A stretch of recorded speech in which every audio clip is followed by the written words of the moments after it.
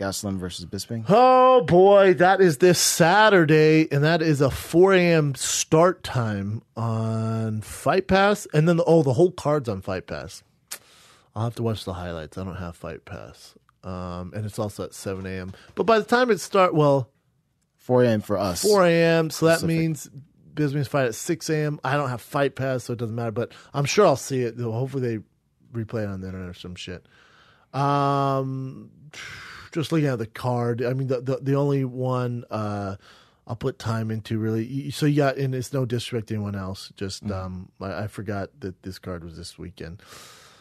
So you got Michael Bisping, Kelvin Gastelum, and the big issue here, because if it's a healthy Bisping, long rested camp versus Kelvin, I think it's a great fight. It gets fight of the night potential. They match up very well. The style makes sense. There's a lot of that. What I don't like about it is it's 21 days after Michael Bisping just got, choked out, KO'd. Let's be honest. What put him on the ground was a left hook by George St. Pierre.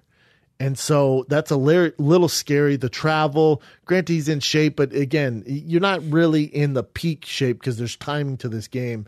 But there's no one more game than Michael Bisping.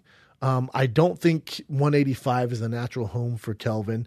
We seen him do well against the older guys in the heavyweight division. But then when you fought a guy who was a real 85er with skills, he didn't match up great against him. He landed a good right hand on Chris Weidman. But Chris Weidman was the champ as the natural 85er, and he's not the biggest 85er, but he's a natural 185er.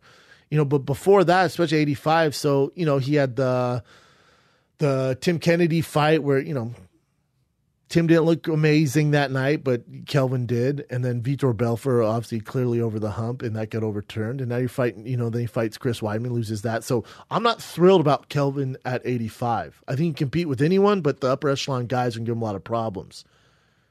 Even Bisping with the right amount of time, 100% healthy, fighting anywhere but Shanghai, I think Bisping would be a tough matchup for Kelvin. Now take all that away because Bisping's taking us 21-day notice, coming off that big kind of letdown of GSP. There's no way he's 100%. There's definitely going to be brain trauma lingering there.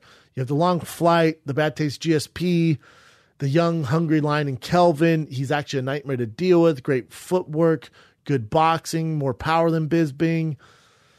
It's just, I'm not thrilled about it. I'm just not crazy about it. I'm the biggest Bisping fan. I love Bisping. Both of them have good cardio, especially 85 for Kelvin. Weight's not an issue. I would like, because Kelvin's young. Kelvin's going to go on to do great things. Kelvin's going to be fine. He has all the talent to be world champion at 170 if he gets serious about his diet and figures that out. Michael Bisping, so this is his last one. He's going to have one kind of sail away fight in England, in London. It's going to be a great card. Who knows who's going to be against, but that's going to be his kind of sign-off fight. This is, to me, the pros, you get a big payday. The cons, God, there's so many to list. I think going on a 2-fight losing streak and then fighting your last hurrah in London, I guess that's all right. I just don't want to see Bisping lose again. But the reason why we love Bisping is there's no one more game than Bisping.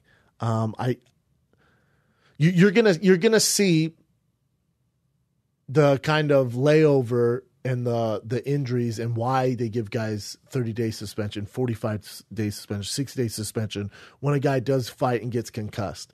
And I think Kelvin Gastelum lands a good, left or right hand on the chin of Bisping, and Bisping gets wobbled, and Kelvin finishes him off from there. So you got Kelvin. If I'm betting money on it, I got Kelvin. What I want to happen is Michael Bisping goes out there, does his thing, and wins the fight, and rides off into the sunset, and then has one last fight in London. I'm rooting for Michael Bisping. I don't think he gets it done, though. I think we see why the commissions are in place, not in China, obviously, but in the States and other mandatory sanctioned bodies give these guys these long kind of suspensions. It's for their own protection. But when you want to fast forward it and take, the shortcut, you're going to find out why. And Kelvin Gastelum is very quick, very heavy-handed, very well-rounded, good cardio, good footwork. It's not a great, stylistically matchup for Bisping after being concussed and choked out. With a long layoff, long rest, a proper camp, you got different fighting hands. I don't like it. Those precautions there for a reason, and Kelvin's a nightmare. Cool, man. Boom. Who you taking? I got to be honest, ever since the Rockhold fight when Bisping came in out of nowhere and took him out, I've always doubted Bisping before that, but this one I think it could be like that magic thing where he just comes out. Yeah, I mean, definitely can. I hope that happens. Knockout, but definitely. Yeah, I hope it happens. I love Bisping. Cool. So we'll see what happens, man. I'm sure I'll see it online, but I won't be watching it live at 6 a.m. Just can't. That's a bummer all the way around.